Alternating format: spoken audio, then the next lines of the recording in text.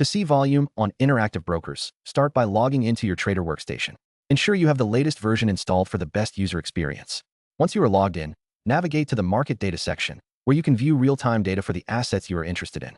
After opening the desktop application, locate a chart for the specific security you want to analyze. If you do not have the chart open, right-click on the asset in your watch list or research section and select the option to open it. When the chart is presented, you will notice various indicators available for your analysis. To add the volume indicator, look for the chart menu at the top.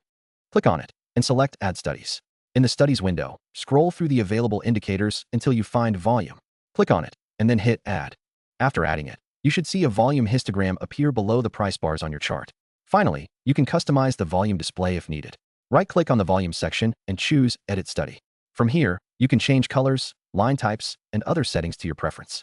Once you are satisfied with the setup, you can easily monitor the volume for your asset in real time as market conditions change.